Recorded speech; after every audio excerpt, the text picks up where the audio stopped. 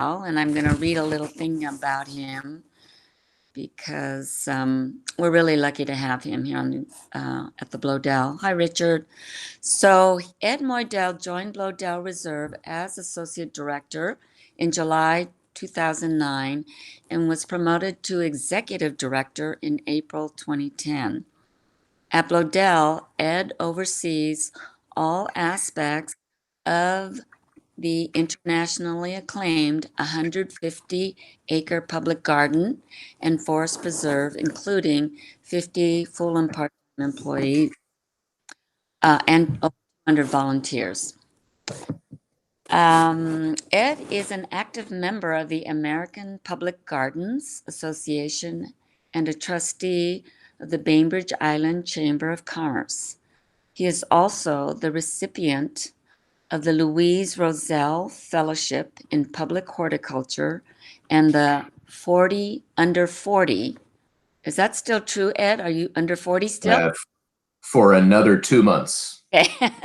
Yeah, So this is still not long. true. 40 under 40 award for Kitsap County, an award that recognizes young leaders who are making a tangible difference in the community. Ed and his wife, Erin, reside in Indianola along with their 2 children. So again, I love to extend this hearty welcome to Ed Moydell, one of my favorite people. So.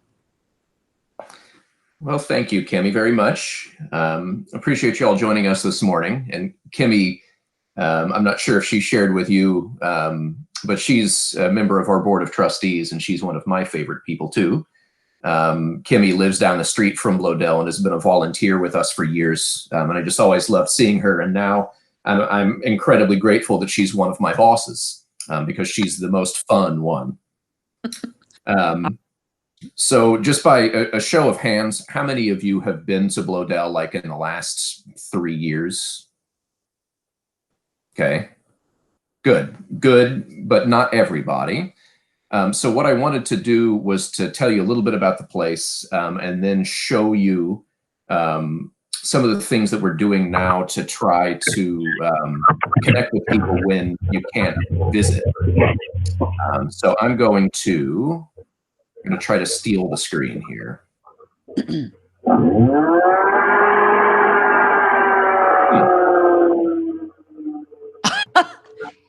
Can we all that wasn't mute who isn't speaking? This is Ed Moydell with the except Bloedel for Reserve. the speaker. Okay, Ed is presenting. So, Kimmy, can you see my screen, the Bloedel website?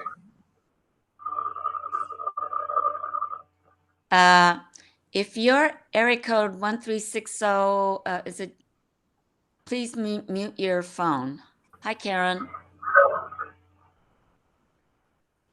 I see the screen fine. Okay, good. You can see the website. Okay, great. Yeah. So, Bloedel Reserve is a 140-acre public garden and forest preserve. I think you all know it's located on the north end of Bainbridge Island.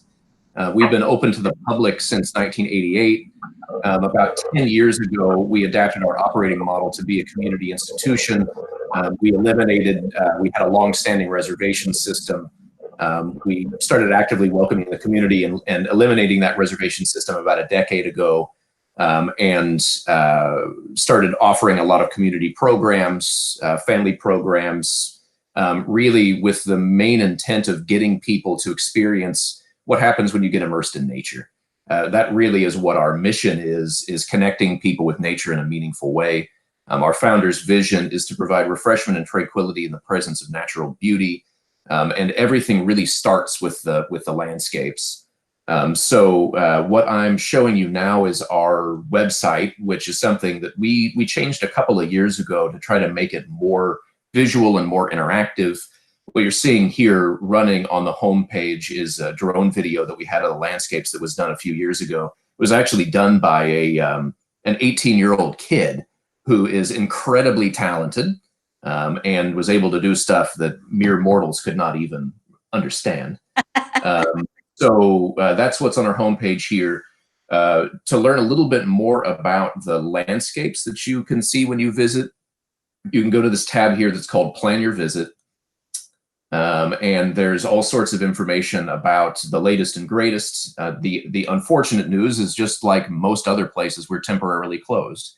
We're putting together a phased plan to welcome people back when we safely can. And what we're doing in the meantime is we're beefing up our online presence to provide more information about what Bloedel offers when people can't visit. So here, to learn more about the landscapes, there's a tab here that's called Explore Before You Go. This explains many of the landscapes that you can experience when you're at Bloedel. And it goes according to the sequence that you experience them when you visit, starting out with the meadows, the sheep shed meadow, the woodlands, bird marsh. We have about 25 different distinct landscapes at Bloedel. Each one of them really was an experiment to see how we could listen to the land, put a landscape there that worked well with it, with the Northwest native landscape as a backbone. And an experiment to see how a person could think and feel differently as a result of that experience with nature. So there's a wide variety of landscapes, from very natural to very formal, and then everything in between. So if you click on any one of these landscapes, you'll get these landscape sections, you'll get some photos of what it's like through the seasons. So first I want to show you the Buxton Bird Marsh and Meadow. We just completed a renovation of this space. It's the biggest landscape project we've done in about 40 years. It doubles the size of the bird marsh, brings in a meadow, the biggest pollinator meadow, actually, I believe, in the Pacific Northwest. So there's more information here and photos of what we've actually done. So the whole idea is for this to be a respite for migratory nesting birds. Over the course of 40 years, there were a lot of plants that did well and a lot of plants that failed. And that resulted in kind of a monoculture where we were sort of getting ducks and geese, and that's about it. So we went in and redesigned that, put in a pollinator meadow, changed the landscape, and now there's a bunch of new platforms that are in place. It gets you really close to the water, but then it also takes people further away from the pond, so the birds are happy and people are happy. So this is one that's probably the most exciting landscape that we've done in the last several years. Let's see. Ed, how many plants were planted up on the hillside? Overall, between bulbs and plants and liners, about 25,000. And that's not including there's a custom seed mix because meadows don't naturally occur in the Pacific Northwest. So we had to take the concept of a meadow, but then adapt it to our climate. So within that seed mix, I mean, it's hundreds and hundreds of thousands of plants.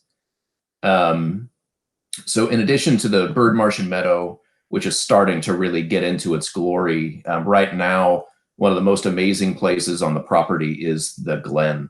That's the Rhododendron Glen. It's where the most plant species diversity is. So this really is what it looks like now. So rhododendrons, some native orchids, waterfalls. These here are Candelabra Primroses. That was Mrs. Bloedel's favorite plant. And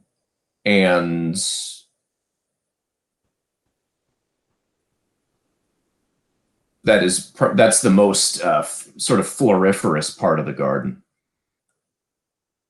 Sorry, my screen is being a little bit slow here. So you can go through and see what the landscapes would look like here. Last one I would mention here that is one that you won't really find anywhere else, and that screams Bainbridge Island, the Pacific Northwest, is our Mosque Garden. So this is the largest moss garden in the country. There are, what looks like a solid carpet here of one kind of moss is between 50 and 60 different types of mosses, and about 80% of those are native. So there's a section for each one of these spaces around the landscape, so you can get to know the gardens through here. So I mentioned we are temporarily closed.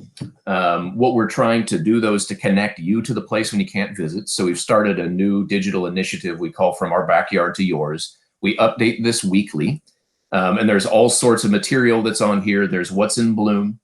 This is, there's photographs, there's articles, there's videos that are written by our staff members. So this one here is, latest one is from our director of horticulture, and it's about the orchids that we grow on site and how we do that. We also have information about our conservation and stewardship activities. So some of these are, so I'll just click on this real quick. There's a section here, a special feature on how it is that we build our trails.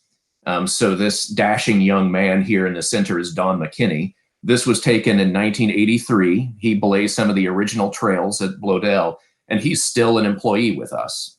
Wow. So that's one of the things that is really special about Bloedel is people really stick around, and you can see the pride and love that they have in all their work. So this is a story of how the trails are made, all the steps that we go through. What the layers are, where we get our bark from, all that sort of thing. So you can read these different features and learn more about the behind the scenes. Then, in the last couple of years, we've started a couple of signature programs at Bloedel. One of them is a creative residency. It's our artist in residence program. We have somebody each month that comes in, and they're a poet, a sculptor, a painter, a composer, any number of things. And so they live on site in a well-appointed small house that's just off the trail. And they are inspired by nature to further whatever their creative pursuit is. So now, unfortunately, we can't have a creative residence on site because of the shutdown. So we've been talking with our previous creative residents, and they've been submitting some of their work. So this is the latest one that has been submitted here. So this is organized by the week. So after you're done with the current week, you can go back to previous weeks and see all of the stuff that had been submitted by people from the week before. And there's a whole lot of information that's here. Finally, what I want to, yes. Is it, I noticed that I just get it pushed into my email. Is it possible for the participants to hear that they can have that happen to them too, so they don't have to kind of go on the website and? Yes, you can sign up for our mailing list. And what I could do is I can send you a link to that, Kimmy, and then you can share that with people about how to do it. Is that so the people info at bloedelreserve.org? I'll have to talk to somebody smarter than me, and then I'll give you the information. Okay, thanks. So you can get it through our website. It's also posted on our social media, and then there's a way to do it on the website too, to sign up for the mailing list.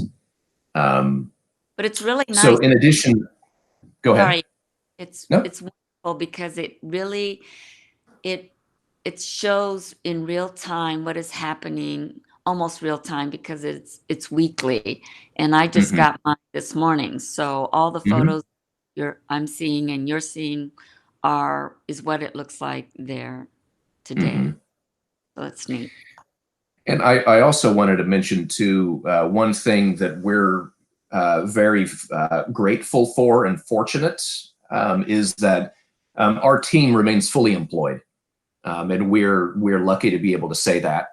And the vast majority of our staff members have not been able to come to work, so they've been telecommuting, and that even means a lot of our horticultural staff and our maintenance staff members. So a lot of the people that are providing content for this are people that are normally out there taking care of gardens and plants or trails. And so a lot of them are submitting content for this, and we want to keep them contributing, and we're just doing it in creative ways. One of the other initiatives we started in the past few years is the Strolls for Wellbeing. So the whole idea behind this is that there is a inherent power in nature to make you feel better. We don't really fully understand how it is that it happens, but we're getting to a better point where we're getting that. we have a program we introduced about 4 years ago that's called Strolls for Wellbeing that attempts to put a structure in place to provide the site as a meditative space for people to overcome whatever challenges they're dealing with. And I think anybody, no matter if they're healthy, young, old, sick, they can benefit from being immersed in nature, and this program is really aimed at that. This has been something that it's a free program for anybody. People get a 6-month membership, and they participate in guided or facilitated sessions as part of a group. But with COVID, people can't visit now. So what we've tried to do is to bring the Strolls program to them. So we've started what we call Strolls at Home. And on our website, we release one walk a week, which is an adaptation of the workbook. So now instead of strolling at Bloedel, you can stroll in your own backyard. You can stroll around your neighborhood. You can take the themes of this and you can apply it to the smallest site. So I'll just show you an example of one of these strolls here. So there are 12 themes within our walks, and each one of these walks at home adapts it to your particular space. The first one is awareness. And I think the whole idea with this is, and I think that we've all kind of experienced this with the shutdown in our own lives, you become aware of stuff that's all around you that you sort of take for granted. That's, I think, one of the central tenets of the Strolls program is there's interesting inspiration around all of us if we kind of stop and look and explore a little bit more deeply. So this first week stroll is based on awareness, getting you to connect with the healing power of nature, and really just use your senses. So this was adapted so that you could stroll around your yard, you could stroll around your neighborhood, you can pay more attention to what's around you, using your sense of sight, your sense of smell, your sense of touch, and really just reflecting on what it is that's doing to you so you can record it at that time. And I would encourage people to try to do this because I think our society is so predisposed to going from one thing to the next without really thinking or sensing very much. It's a pretty powerful thing. And Karen, yes, absolutely. You brought up the idea of forest bathing. That's what this whole program is focused on. It was based off the concept of Shinrin-yoku, forest bathing in Japan. And we adapted this from a Strolls for Wellbeing program at a Japanese garden in Florida. And we've ended up turning it into something that is actually more complex than what the original program was. And we serve about 500 people a year, and it's all no cost. In addition to the main program, we have some additional pilot programs. So one of them is a program with Virginia Mason that we started last year that, we know this program works based off of what the public response to it is. People really say this changed my life, it improved my life. But we're working with Virginia Mason to do some quantitative data. So we're testing what people's sort of different measures of health and wellness before, during, and after the program. The short answer is it works. In all of these different ways it works. And now we can actually explain to an engineer using quantitative data in addition to qualitative why it is that it's working. And we also have partnered with Island Volunteer Caregivers on a grief group. And it's specifically for people that have suffered from a traumatic loss, where we open up the site to them and then they have a person who leads the groups and they do the selection of them. But I think the whole idea behind the Bloedel Reserve is that we can really benefit from connecting in nature. And at its very core, the reserve is a collection of landscapes that explores that. And then we've developed some programs that build upon that unlock creativity, that unlock health and wellness and further those things. And that we're now a community institution and we really want to actively welcome people to come.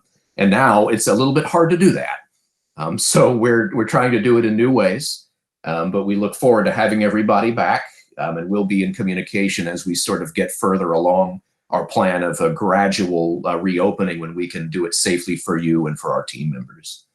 So that's kind of the thumbnail sketch. Kimmy, did you have anything that you wanted me to focus on that I didn't? Well, thank you. That was really a hard thing to do because the Bloedel Reserve has so many wonderful programs going on, and they're interlaced.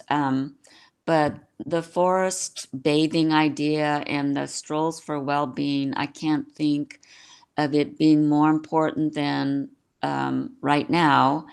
And I'm wondering, since some of our listeners may want to participate, but it requires actual physical presence with the support of is it a counselor or a group leader that leads you through kind of a journaling experience, and then allows access to the grounds.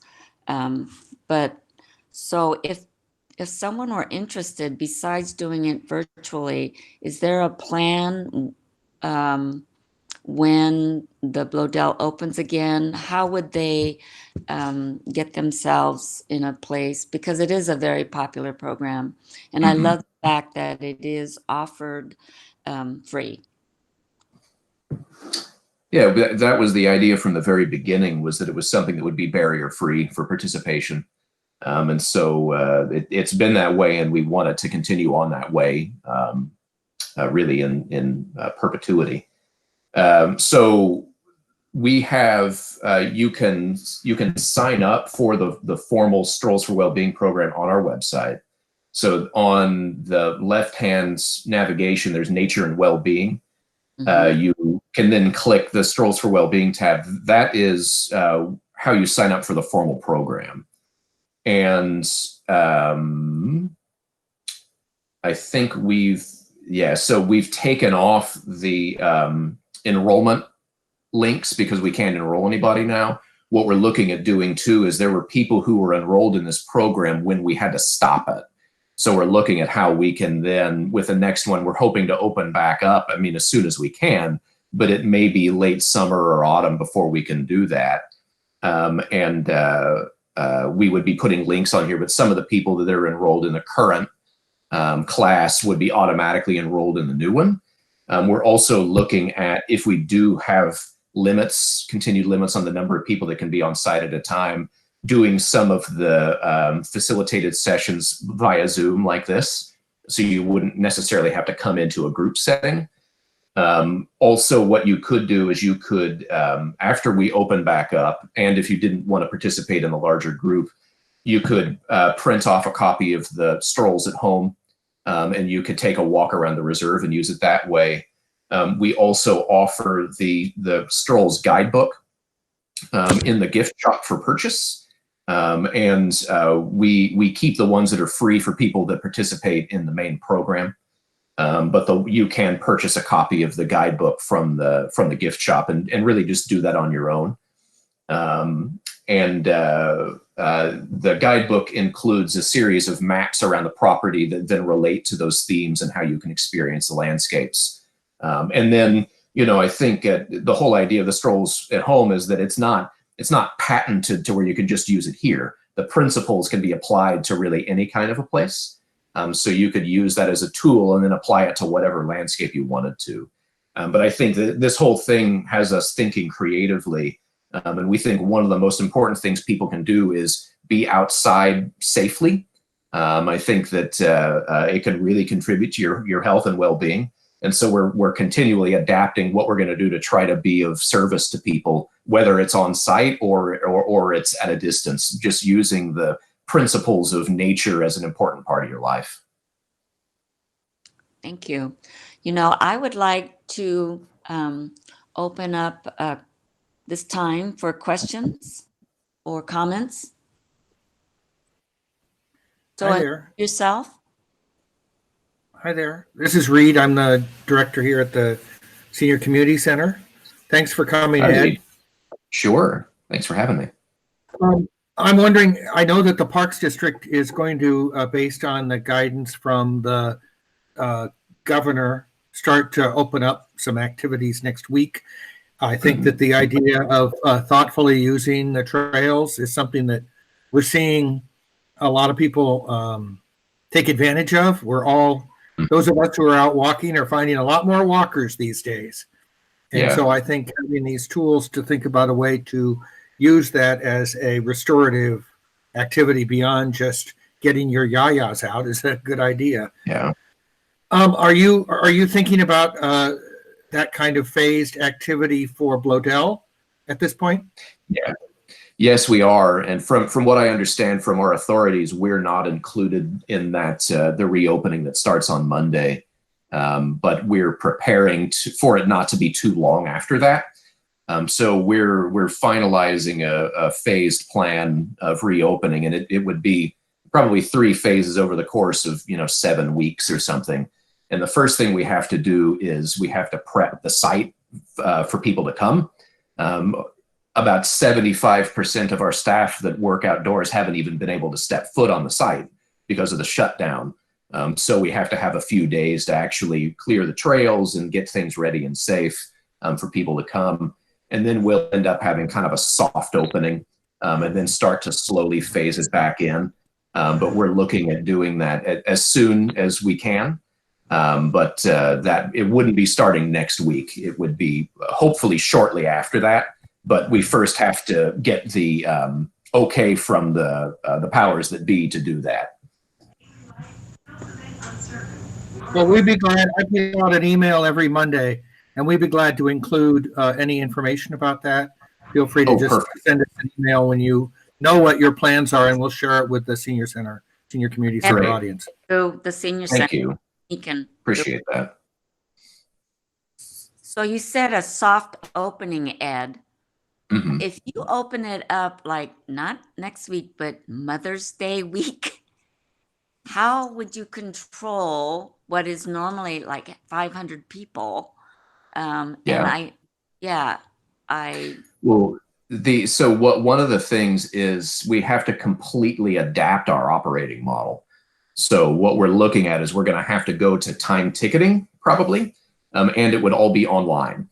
And that would then mean that there's a certain number of slots per 20 minutes or 30 minutes, so that when you come in, you wouldn't need to, there would be no exchanging of anything. So what we're going to do is start out small, and then as we kind of go in and test out the system, then we could start to ramp it back up. But it's going to be a more intimate experience of nature for the foreseeable future. Just so we can keep it manageable and keep everybody safe. But I think that's going to be important, that anybody who does want to come, they're going to have to go onto our website and have a timed ticket to be able to do it.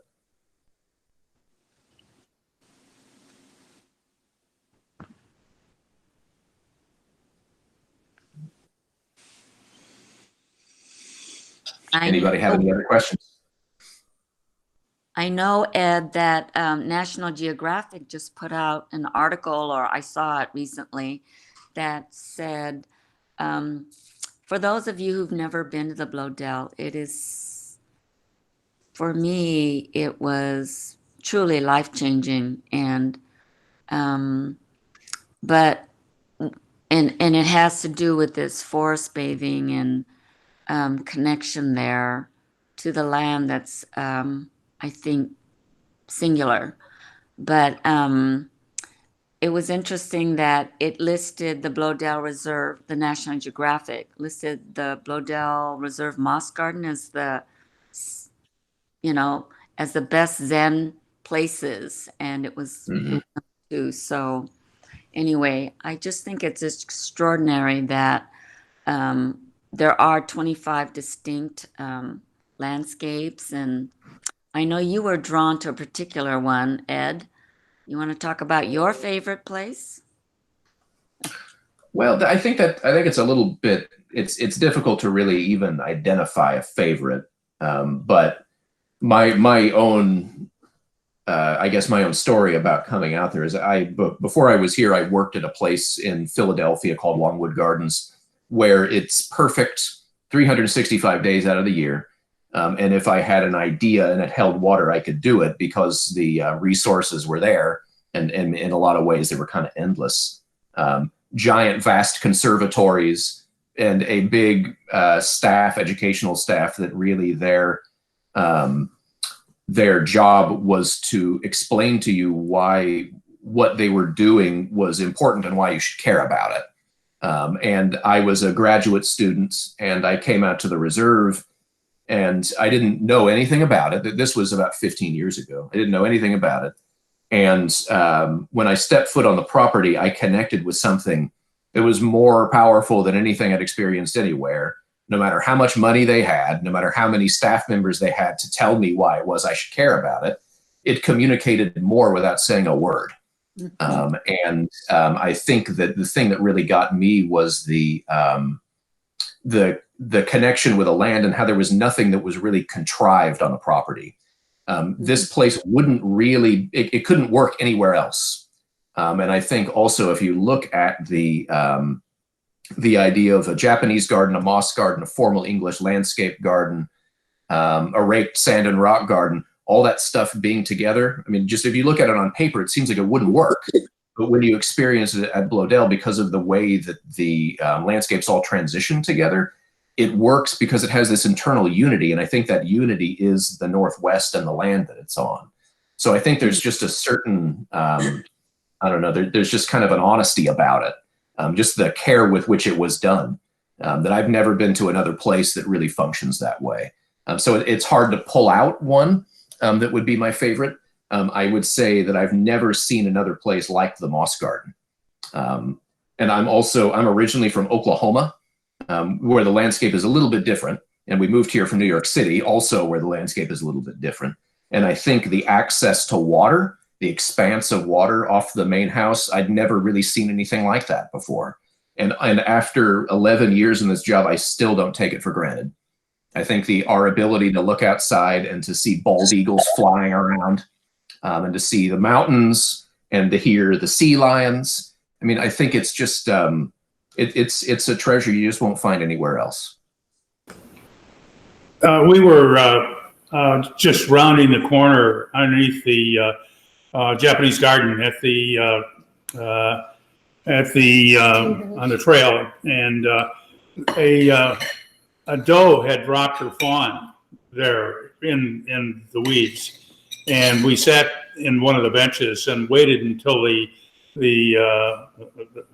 doe came and picked up the fawn. She obviously been feeding, and it was a brand new fawn. So these kinds of things are just so special that hardly able to describe how wonderful it is there. So thank you so much for your creativity and leadership.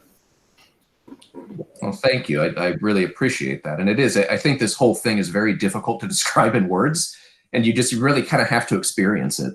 That's one of the difficult things about right now is I wish more than anything that we could have people out there experiencing that. But we're trying to do kind of the next best things. And then hopefully when we do have access to return to different pieces of normal life like this, I think we'll be reminded of how special things like that are, because we just haven't been able to do them.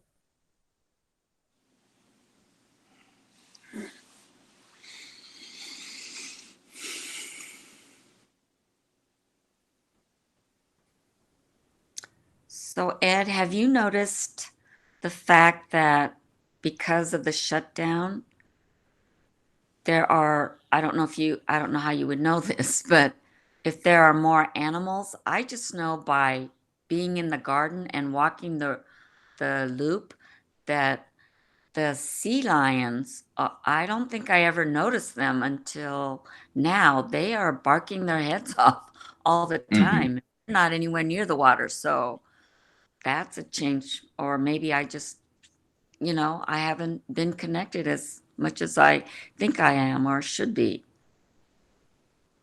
I think it's difficult because I've only been able to be at Bloedel probably once every 2 weeks, just to come in and sign checks for limited check runs, and we've had a small skeleton crew on staff that have been making sure that, you know, the buildings aren't burning down and that systems are working and water is checked for safety and all of that. But I have heard people saying that they haven't seen as much activity, like with the bald eagles, just kind of actually being within more of the landscaped areas, more coyotes. So I think that we're fortunate to a certain extent that it almost seems like our animals are a bit more trained, that you can have experiences like you were talking about out on the trails. But I think we're seeing more of that. But unfortunately, there's not too many people that could actually corroborate that, because we just haven't had too many people on site. But I think that's what we're seeing sort of around the nation, though, is as we're staying more at home, I think there are other things that are coming out and kind of reclaiming what had been native territory for them. Mm-hmm.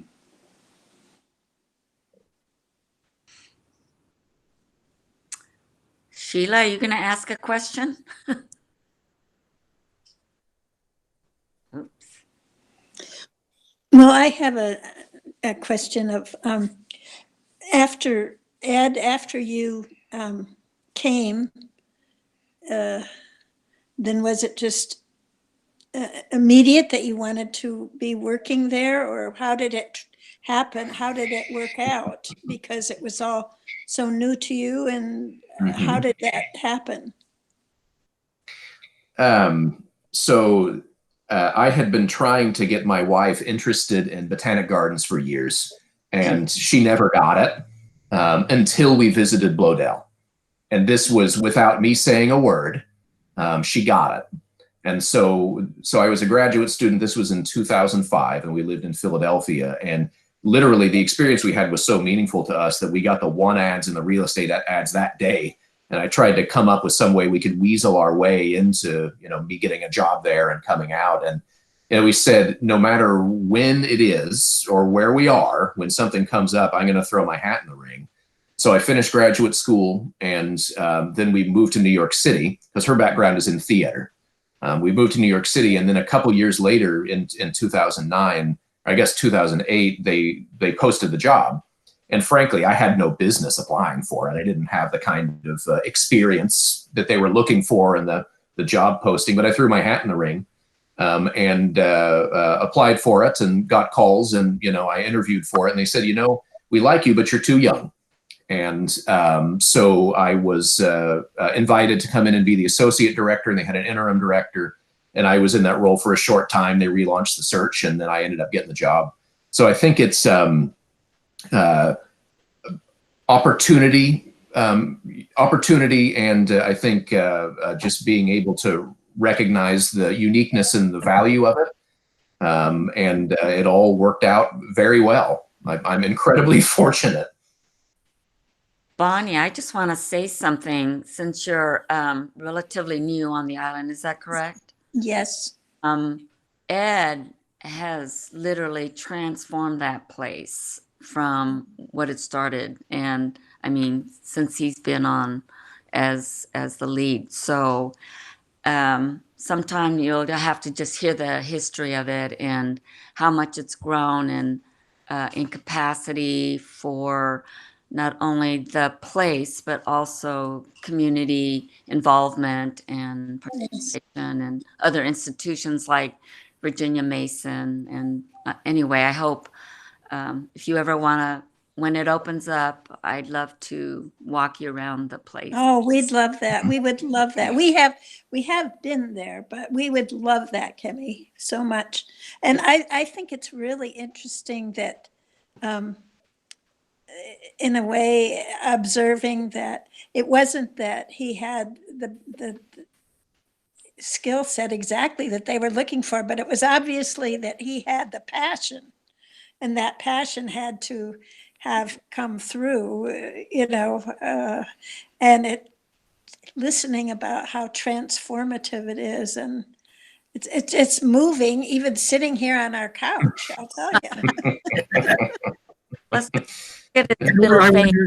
I wonder if you could comment at all about the fact that the origins of that reserve are from timber well, Yeah. and how kind of this is a full circle kind of experience for Yeah. for the community. Yeah, it's fascinating. I think we humans are very complicated creatures. And so Mr. Bloedel, Prentice Bloedel, was the reluctant heir to his dad's timber company. His dad, Julius Bloedel, he was a timber baron, no question about it. He would buy up plots of land, he'd clear cut them, and then sort of move on, rinse and repeat. Mr. Bloedel, he suffered from the residual effects of polio throughout his life. His dad approached him when he was 29 to take over the family business, and he had no interest in doing it. He was a math teacher at his alma mater. And it was a school in Ojai, California that was based on nature immersion, and every student had a horse. So it was sort of that kind of school. And so he didn't really have any interest in heading up the timber company. But he reluctantly did so, but it was with the understanding that it would be a conservation-minded timber company. So he bought up plots of land that had been clear-cut. He pioneered some activities in reforestation, ran his factories off of sawdust, and he was really quietly a pioneer in the timber industry in terms of conservation. And when he was 51, he purchased the home where the Bloedel Reserve now sits, and property was about half the size that it is now. And he wasn't really too particular about what he was trying to do there. But we know that he spent every day getting to know every square inch of the place. He more than doubled the size of the property. He worked with all these people to develop these different landscape experiments. And it was, I think, just a recognition of the value of nature, the importance of the forest, in spite of the fact that his family heritage and his business had been cutting it down and making a profit from it. But he had a reverence for the land, and that carried him through. And that's really what the reserve is all about, is that reverence for the land. And now we have the benefit of being able to carry that on. But it's a pretty fascinating story. I'll say. Is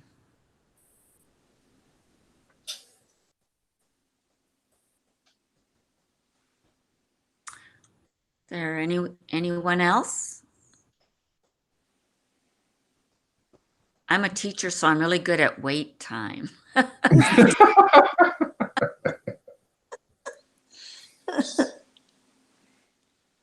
Well, if there aren't any more questions or comments, I'd like to thank Ed Moydell. There's a Y in Moydell, Reed. And just thank you for coming and sharing from the heart. And as always, what you say always seem to touch everyone. And thank you for coming. And so we're going to let you go now, unless you want to say anything in parting. I would just say thank you for your time.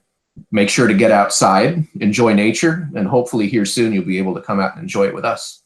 And I want to thank you for inviting me and look forward to seeing you soon.